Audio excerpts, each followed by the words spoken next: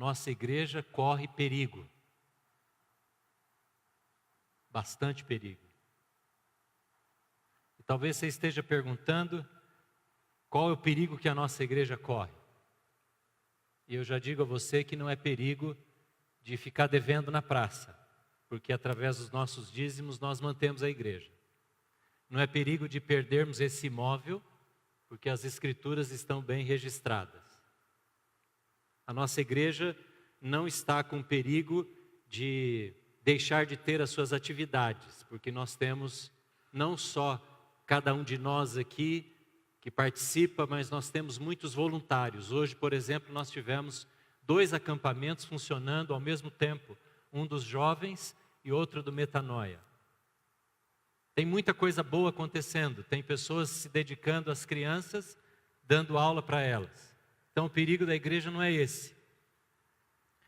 O perigo da igreja é o fato de nós estarmos com 90 anos e nós perdermos o nosso vigor.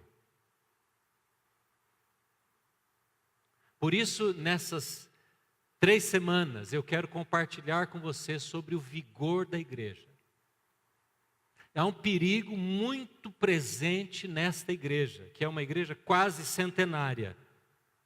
Uma igreja, como nós ouvimos no depoimento, tinha nos seus anos iniciais, algumas décadas atrás, 2 cultos que eram muito importantes, e a igreja ficava lotada num templo que havia exatamente neste lugar ali, que foi inaugurado na década de 40. Era o culto do 31 de julho, a gente chama 31 de julho, porque é o aniversário da nossa denominação. No Brasil todo, em todas as igrejas presbiterianas independentes. E havia uma oferta que era dada nessa ocasião, e eu ouvia isso dos meus avós, que vinha da zona rural, dos plantadores de algodão, dos criadores de gado. E eles juntavam, através do trabalho do semestre todo, você sabe que quem trabalha no campo não é toda hora que tem renda.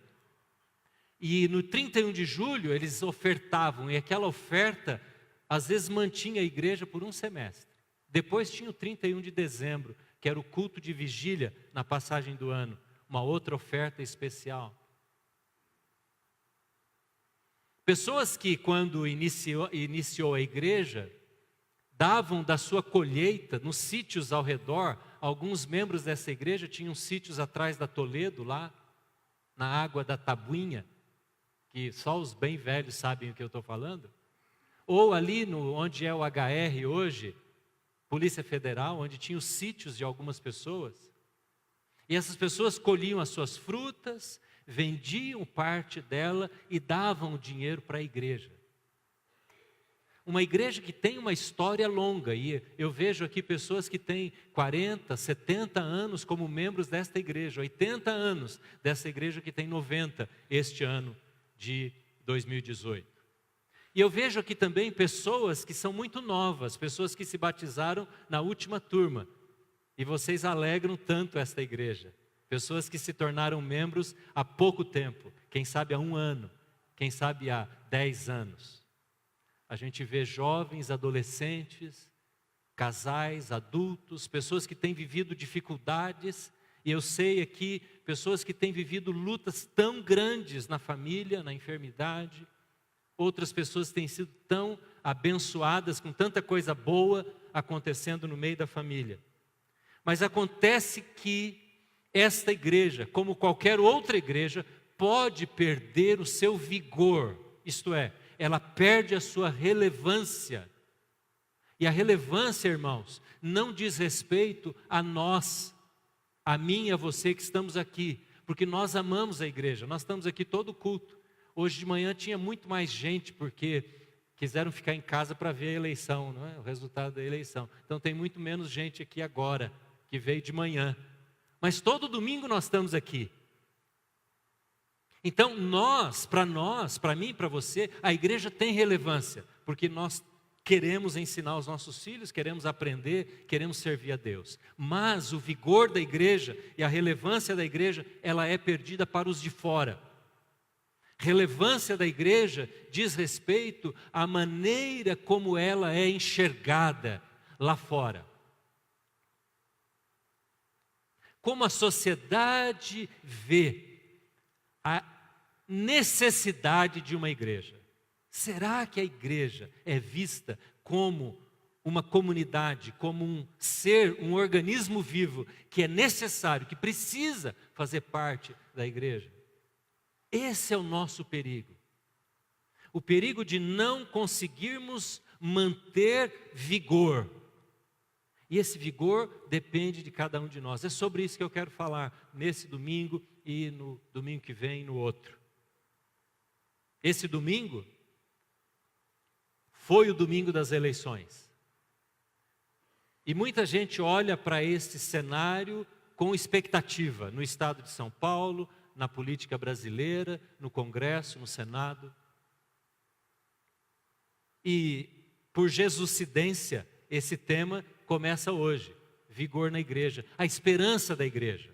Estou falando sobre, assim como nós olhamos para o nosso Brasil e queremos ter esperança do que vai acontecer, eu quero te perguntar hoje, se você tem ânimo, vigor, encorajamento, alegria, quando você pensa na igreja. Essa é a pergunta que eu quero te fazer nesse domingo.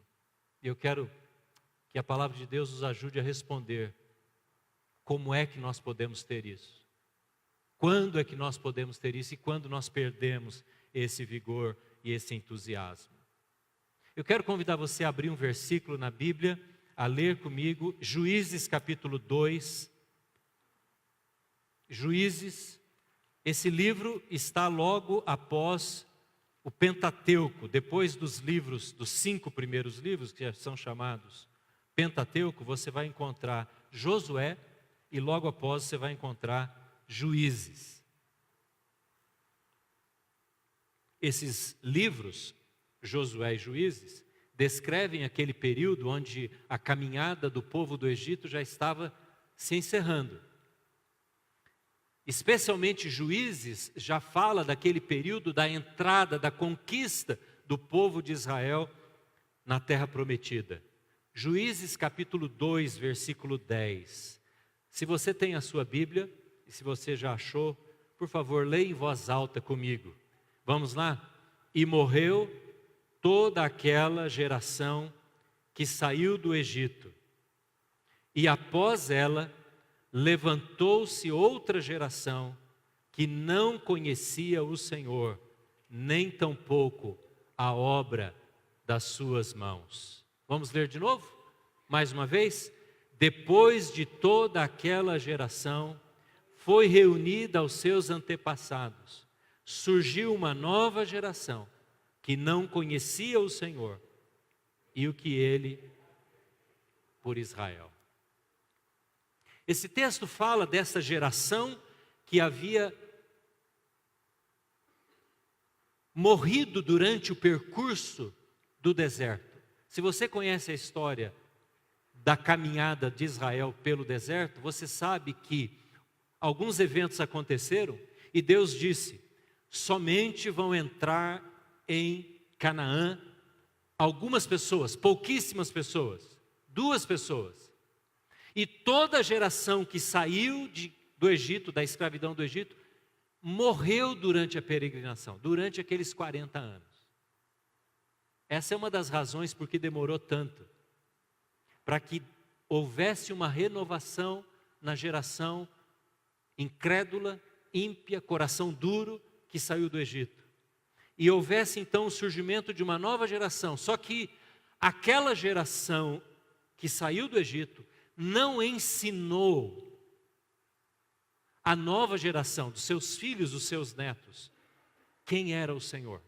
Por isso o texto diz que aquela geração da Gênese de Israel, da saída, da formação da nação de Israel, lá do Egito, quando eles deixam de ser escravos e vão para a terra prometida, toda aquela geração, aquele pessoal todo, morreu durante a caminhada do deserto. É o que diz o texto. E após ela, se levantou outra geração, isto é, os filhos, os netos daqueles homens e mulheres que haviam vivido no Egito. Só que esta nova geração, que se levantou, que nasceu no caminho do deserto, tinha duas características.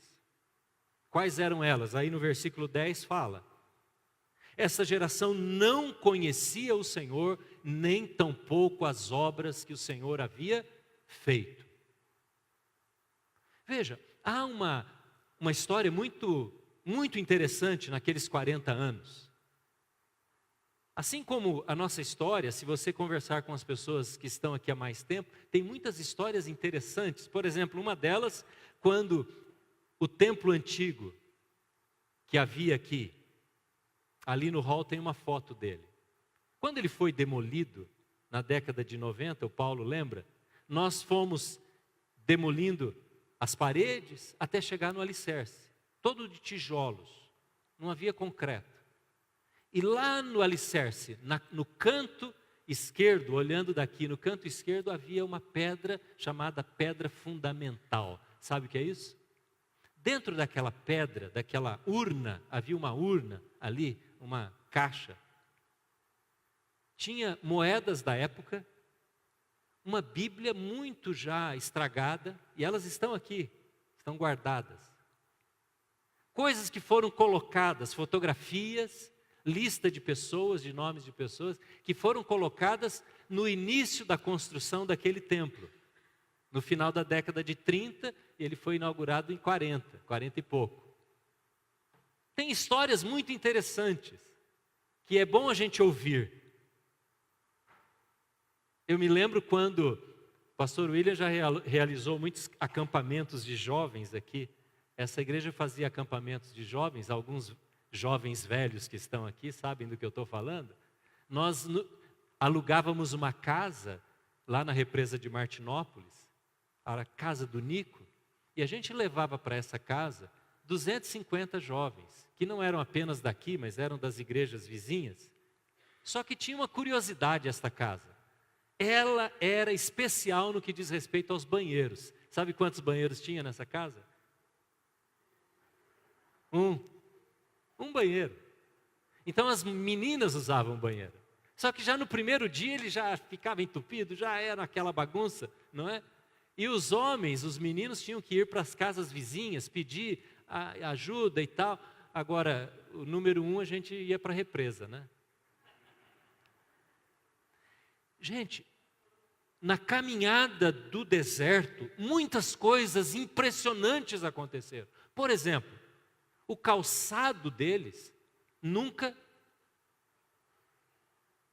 estragou. Você sabia disso?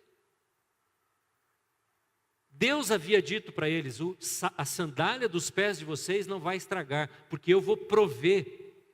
Não tinha loja no meio do caminho, as lojinhas não tinham no deserto. Eles não precisavam se esforçar para conseguir comida, porque Deus mandava o maná, Deus mandava as codornizes, Deus provia o alimento para a nação de Israel, a água quando era preciso. Enfim, eles tinham uma condição especial, mas o interessante é que este versículo diz que a geração que nasceu no deserto não conhecia o Senhor, e nem conhecia as obras do Senhor. Isso é estranho, eu fiquei lendo isso aqui esses dias e fiquei pensando, mas como assim? Se eles viam que a sandália dos pés não estragava, se eles viam que o maná vinha do céu, que as codornizes vinham em bando e morriam ali, caíam na frente deles para eles pegarem, como assim eles não conheciam as obras de Deus? Uma coisa é você ver algum milagre de Deus, e a outra coisa é você reconhecer que é Deus quem está fazendo, e se render a Ele, e se converter a Ele, e se submeter a Ele. Isso é conhecer o Senhor e os feitos do Senhor. Porque você pode, eu posso, nós podemos ser abençoados o tempo todo, como você hoje foi abençoado com a comida, você tem a sua roupa, bem ou mal você vai estar suprindo as suas necessidades. Você talvez tenha o seu emprego, se você não tem, alguém tem na sua casa, mas a gente esquece de ver isso como provisão e bênção do Senhor. E nós vamos conquistando as coisas, irmãos. a caminho da nossa Canaã, e a gente ganha essas coisas de Deus, mas nos esquecemos que isso é mão e obra da bondade e da misericórdia do Senhor. Quando a gente vê uma pessoa se convertendo, ou se batizando aqui na igreja, ou uma criança, um adolescente, a gente toma isso como coisa garantida, mas não é garantido. Há uma ação de Deus que trabalha, que age no meio do povo. Então aquela geração que saiu do Egito foi incapaz de manifestar, de ensinar, de comunicar à nova geração os caminhos do Senhor. Sabe quando uma igreja perde vigor? Quando a geração que vive nela hoje não consegue espalhar, esparramar, comunicar a outra geração, ou as pessoas da sua própria geração, quem é o Senhor. Por isso eu disse, perdemos a relevância. Nosso relacionamento com Deus fica circunscrito, fica restrito a uma relação tão pessoal, eu e Deus, que ninguém mais sabe, ninguém mais é impactado por isso. As pessoas não são tocadas pela nossa maneira de viver a fé em Jesus, o nosso relacionamento com Deus. E a gente vai ficando envolto em nós mesmos. E a igreja deixa de impactar a geração que está lá fora. Quando eu falo de geração, deixa eu dizer bem claro o que eu estou querendo dizer.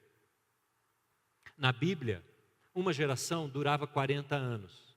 Era a média do tempo considerado para uma geração. Cada 40 anos, uma nova geração. Assim, inclusive, é na genealogia de Cristo. Se você pensar hoje numa expectativa de vida de 70 anos, alguns dizem então que as gerações no Brasil mudam a cada 70 anos. Mas o que eu quero dizer não é nem uma coisa nem outra. O que eu quero dizer é que nós, independente da idade, todos nós aqui pertencemos à nossa geração. Você pode ter 70 anos como membro da igreja, 1 ano como membro da igreja. Você pode ter 50 anos de idade ou 15 anos de idade. Você faz parte da geração do presente na vida desta igreja. A questão é se nós estamos sendo capazes de comunicar àqueles que fazem parte da nossa geração, isto é, aqueles que vivem ao nosso lado, quem é o Senhor? E o poder do Senhor visto através da nossa própria vida. E o amor de Jesus revelado através da nossa própria vida. Você pode pensar em geração também no aspecto etário. Vamos pensar assim, vocês têm filhos pequenos, as crianças saíram agora há pouco. Talvez seus filhos sejam jovens, adolescentes. Você tem pais mais velhos. Então, pensando na geração do ponto de vista da cronologia, nós podemos pensar também que esta igreja é responsável por transmitir à nova geração, isto é, aos nossos filhos, quem é o Senhor. Queridos irmãos, eu já disse aqui algumas vezes, não adianta nós termos filhos membros de igreja apenas. É muito importante que os nossos filhos sejam membros da igreja. Mas não apenas. Os nossos filhos, os nossos netos, a nossa geração, do ponto de vista da cronologia, da descendência, precisam ser discípulos de Jesus, discípulos de Jesus. E é assim que a igreja perde o seu vigor, quando ela deixa de levar pessoas, essa é a nossa declaração de missão que está aqui, deixa de levar pessoas a serem discípulas de Jesus. Você pode ler comigo essa frase? É a nossa declaração de missão desta igreja. Vamos ler juntos? Levar pessoas para a transformação da sociedade. Vamos ler de novo? Quem sabe memorizamos agora? Levar pessoas a serem discípulos de Jesus para... Qual é a responsabilidade da nossa geração? Você que está aqui hoje, é levar pessoas a serem discípulos de Jesus, tanto da nossa geração, os nossos amigos, nossos familiares, como da geração que vem, que está vindo, a serem discípulas de Jesus, amados irmãos. A não serem apenas pessoas domingueiras que frequentam uma igreja, mas que têm um compromisso tão real com Jesus que elas passam a olhar a vida, a julgar as situações, a tomar decisões na faculdade, no colégio, no namoro, no casamento, no trabalho, em qualquer área da vida, debaixo da perspectiva do Evangelho, dos valores do reino. Esse é o discípulo de Jesus. O membro da igreja às vezes não faz isso. O membro da igreja toma decisões, se ele é apenas membro de uma igreja e não é discípulo, ele toma decisões baseado nas circunstâncias. Se ele está bem com Deus, não é? Está animadão na fé, está orando, está frequentando, está ouvindo, ele toma uma decisão. Mas se ele se escandaliza ou se ele está frio, ele toma outra decisão. O pai, a mãe que é membro da igreja apenas e não é discípulo, ele pode conduzir a educação do seu filho muito mais pela influência da sociedade do que pelos valores de Cristo. Então, quando vem um adolescente, um pré-adolescente, 12 anos, 13 anos, 14 anos, dizendo para o pai, para a mãe, quando diz que quer namorar, não é? Qual é a atitude desse pai e dessa mãe? Se ela é discípula de Cristo, ou ele, o pai, ou se não é. A gente ouve absurdos. No que diz respeito a conselhos que são dados aos filhos nesta fase da vida. E aqui eu poderia listar, não é? Como vocês sabem, muitos exemplos de áreas da vida onde a geração não está transmitindo o Senhor, os valores de Deus, os valores do reino à geração seguinte. Esse negócio de geração, esse assunto de geração, é uma coisa muito que mexe, que trabalha, que move o nosso coração bastante, não é? Se você olhar para a geração que antecedeu você, de onde você veio, seus pais, você tem gratidão por eles? O que você herdou deles? Quais são os valores que vieram da sua família para você? Ou os valores que não vieram? Nós somos marcados pela geração anterior, não é verdade? O que os nossos pais fizeram ou deixaram de fazer, marcam, até dizem quem somos. As nossas decisões muitas vezes são baseadas naquilo que recebemos como valor da nossa casa, na nossa casa. Essa semana, nós, os 4 filhos, somos 4 filhos em casa, tivemos uma experiência muito única, que eu nunca mais vou ter, nunca havia tido. A minha mãe faleceu há 12 anos, pouco mais, e meu pai faleceu há poucos meses. E essa semana nós concluímos o inventário. É uma coisa muito difícil, muito ruim de fazer. Você que já fez inventário, você sabe como é ruim, trabalhoso, custoso. Mas uma característica que é meu pai e minha mãe, eu já dei esse testemunho aqui, eles decidiram há 25 anos atrás partilhar os bens em vida. Então não tinha nada para dividir agora. Os filhos não tinham pelo que brigar agora, graças a Deus. Não brigamos lá e nem tivemos nenhuma circunstância que pudesse promover alguma discussão hoje.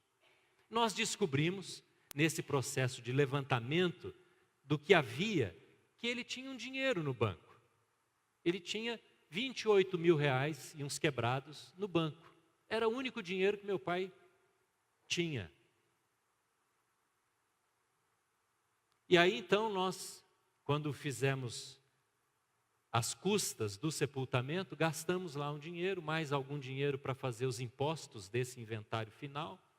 Nós gastamos R$ 6.500 entre compra de um túmulo, todo o trabalho lá da funerária, todos os impostos no cartório, R$ 6.500 cada filho, 4 filhos. Tinha 28 mil e pouco no banco. Cada filho recebeu R$ 7.200. R$ 7.200 menos R$ 6.500, quanto sobra? Sabe quanto sobra? O dízimo. R$ 700. Então, essa semana, eu falei para o tesoureiro da igreja, eu fiz uma transferência de uma oferta especial do dízimo do final do inventário do meu pai. Isso mexeu muito comigo, eu comentei isso com os meus irmãos. E todos, eu imagino, também deram o dízimo daquilo que recebemos. Na verdade, o meu pai preparou as coisas que iriam acontecer com ele, nem gerando despesa para nós. Você acredita isso? A gente não imaginava. Porque nós participávamos do sustento do meu pai, desde que ele fez aquela partilha. E ele vivia com a aposentadoria dele e o nosso sustento que dávamos todos os meses. Você olhando para a sua geração, de onde você veio, seus pais, você tem talvez experiências boas, agradáveis.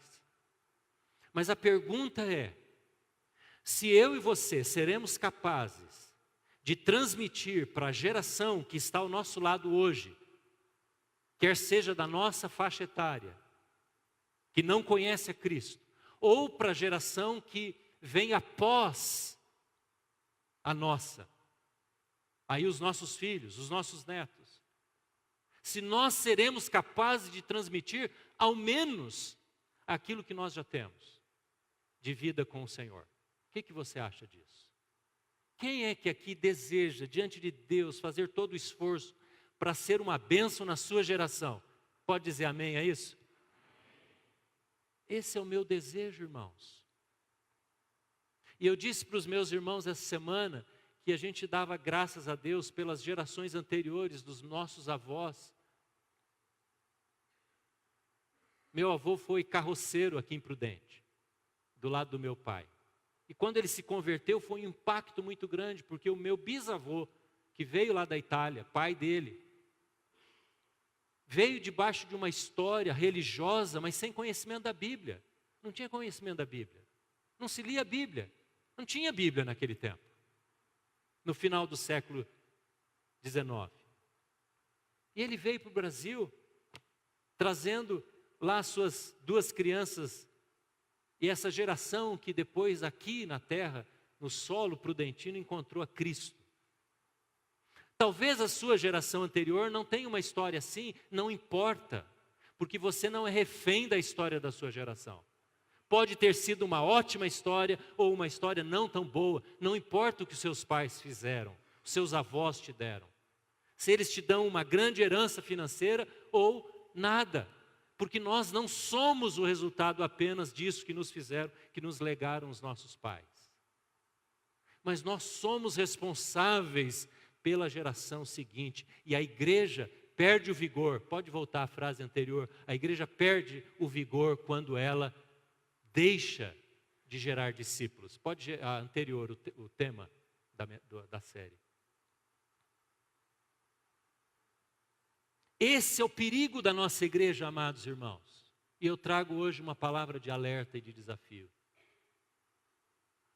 Assim como aquela geração da caminhada do deserto, tinha tudo pronto. Tudo era fácil para eles. Era difícil andar no deserto? Era difícil, mas eles nasceram numa terra árida. Eles nasceram no Egito. Nasceram como escravos. Os filhos nasceram no deserto. Os partos todos daquela nova geração aconteceram num calor de 40, 50 graus. Mas a vida deles era ainda fácil. Porque eles tinham todas as suas necessidades básicas supridas. E que bênção que a nossa igreja pode ter também, para cada um de nós, as nossas necessidades básicas supridas. Você tem onde sentar, não é? Tem um ar fresquinho aí na sua cabeça? Tem, não é? Tem uma luz colorida ali mostrando o Outubro Rosa? Tem uma imagem sendo projetada, tem louvor, tem tanta coisa. Que bênção! Mas nós precisamos olhar para isso e dizer, isso não é nada, porque Deus não está preocupado com ar-condicionado ou com projeção. Deus está muito mais preocupado em que nós sejamos seus discípulos e geremos discípulos de Cristo. Como é que um pai gera um discípulo? Ele primeiro precisa ser um discípulo. Domingo que vem nós vamos conhecer como é que se nasce, como é que acontece, como é que nasce um discípulo. Nós precisamos ser discípulos de Cristo, irmãos. Precisamos passar a nossa vida diante do Senhor e dizer, Senhor, o que é que há na minha vida que não reflete a vida de uma discípula, de um discípulo de Cristo? E quando eu falo, deixa eu fazer uma observação aqui. Quando eu falo no aspecto da igreja, deste perigo da geração não se tornar discípulo, não venha com aquela história, ai que bom, os meus filhos estão na igreja. Porque nós não olhamos este aspecto do ponto de vista individual, mas coletivo. O que a Bíblia diz nesse versículo em Juízes 2:10 é que a geração de Israel não seguiu o Senhor. Pode ser que o seu filho, os meus filhos, sigam ao Senhor, mas enquanto houver um filho, uma filha, um neto, uma neta, que ainda não se rendeu aos pés de Cristo, toda a comunidade precisa se preocupar e orar e abençoar esta vida. Amém, irmãos? Não diz respeito aos seus filhos apenas. Essa palavra é muito importante. Apenas. Mas diz respeito a termos uma visão coletiva. Isto é, como é que você trata os adolescentes da igreja? Você pode estar muito satisfeito, muito feliz que os seus adolescentes, os seus netos estão com Cristo. Mas e os outros? E os dos outros? Talvez os seus filhos, as suas crianças estão sendo ensinadas no caminho do Senhor, mas e os outros? Então, esta visão de um povo, de uma comunidade, de uma coletividade, amados irmãos, isso nos falta às vezes. Quando você sai daqui do templo, termina o culto, às vezes, deixa eu falar uma coisa a você mais velho, que está aqui mais velho, aqui, os de baixo, especialmente aqui, né? A maior parte está aqui embaixo, tem alguns lá em cima. A maneira como você cumprimenta um jovem, um adolescente, um junior, uma criança, pode mudar a maneira dela ver a igreja. Ela pode dizer, ai, uma igreja de uns velhos tão chato que... Ou para dizer, cara, até aquele velhinho de cabeça branca que estava pregando, me cumprimentou. Sabe? Uma pessoa que eu nem sei quem é, me abraçou. Não é? Porque nós temos que ter uma visão coletiva, irmãos, coletiva. Nós somos povo de Deus a caminho de Canaã e nós não podemos perder o vigor. Amém, irmãos? Não podemos perder o vigor. E só não perderemos o vigor se formos e se gerarmos o quê? Discípulos. Discípulos do Senhor Jesus. Há um salmo que eu gosto muito. Se você puder abrir a sua Bíblia, Salmo 78, os primeiros versículos, 3, 4 e 5, diz assim, Salmo 78, o que ouvimos e aprendemos, o que ouvimos e aprendemos, o que nos contaram os nossos pais, não ocultaremos aos filhos. Veja, irmãos, ele está falando de 3 gerações pelo menos aqui. O que ouvimos, ouvimos de quem? Dos nossos pais. Então eu sou uma geração que ouvi dos meus pais, dos mais velhos, de outras pessoas. Pode ser que tenha sido de alguém da minha idade, mas eu ouvi de alguém. O que ouvi dos meus pais, não encobriremos a quem? A outra geração. Há 3 gerações aqui. Se você olhar esta igreja agora, olhar do seu lado aí, você vai ver pelo menos 3 gerações. Nós temos pessoas de 80 anos aqui. Nós temos pessoas de 40 anos, muitos. Talvez sejam a maioria aqui no nosso meio, nesse culto. E nós temos a turma galera de 15, de 10, de 15, de 5 anos. Não é? Aqui na frente já tem 3 gerações de pastores. Um bem novinho que é o Mateus, uma meia idade que é o Danilo e um idoso que é o William, que fez aniversário essa semana. 45 anos, gente. É quase um senhor idoso já. É metade da igreja já. O que ouvimos e aprendemos e o que nos contaram os nossos pais, nós, geração do meio, não encobriremos a geração seguinte. Porque nós queremos gerar discípulos de Cristo Jesus e do seu reino. Qual é a palavra? Qual é a nossa missão? Qual é o outro slide? Veja lá. Levar pessoas a serem discípulos de Jesus. Para quê? Transformação da sociedade. Eu quero concluir trazendo a você a lembrança de qual foi a razão de Jesus estabelecer a igreja. Por que Jesus permite o estabelecimento e a continuidade da igreja? Jesus podia ter bolado uma maneira de levar as pessoas direto para o céu, mas é porque Ele quer fazer discípulos. É por esta razão. Ele quer continuar a geração daqueles que Ele começou. Domingo que vem nós vamos ver uma história de alguns discípulos. Discípulo é aquele que se parece com o seu mestre. O objetivo de Jesus continua a ser o mesmo desde o início. Levar pessoas a serem discípulos. Quem aqui gostou da pregação, da palavra do Merdi, domingo passado? Foi uma benção, não foi? Se você não ouviu, está no site, você pode ouvir. Mas para mim, foi diferente. Eu tive uma experiência diferente, um pouco além da de vocês. Eu gostei muito, tivemos um tempo abençoado com ele. Mas sabe por que foi para mim diferente? O Merdi, quando ele chegou no Brasil, ele foi para Foz do Iguaçu. Logo que ele chegou, ele foi para Foz do Iguaçu. Porque havia um contato com um pastor que é muito amigo nosso, chamado Flávio Ramos. O Flávio já esteve aqui na nossa igreja há alguns anos, acho que há 4 anos, se não me engano. Sabe qual foi a experiência que eu tive com o Merdi?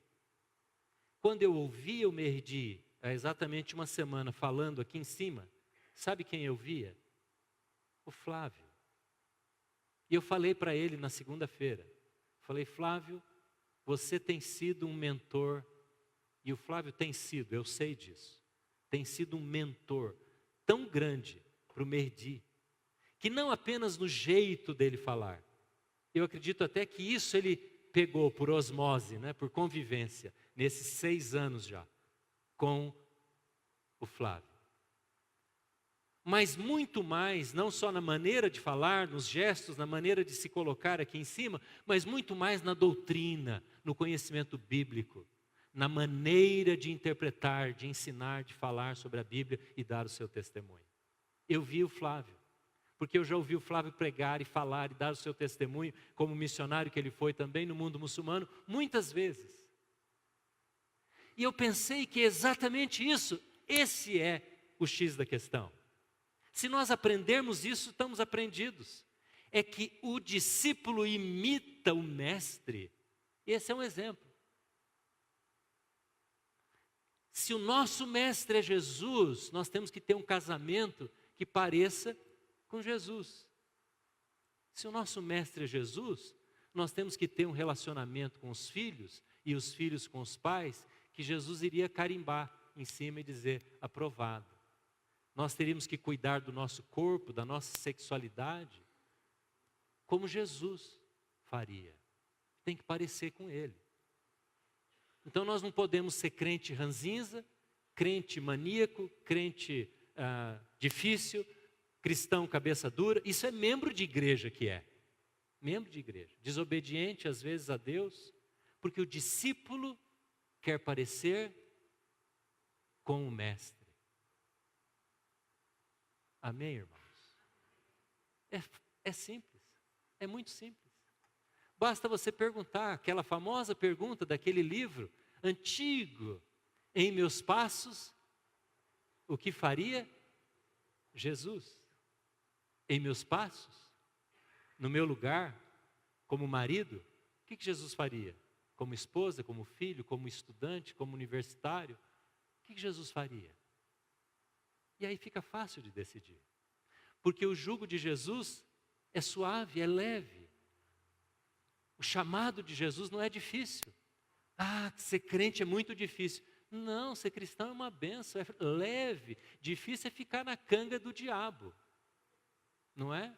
Difícil é ter um casamento, é criar um filho, é ter um relacionamento com o pai, onde o diabo é glorificado e honrado e os padrões vêm do mundo e não do evangelho.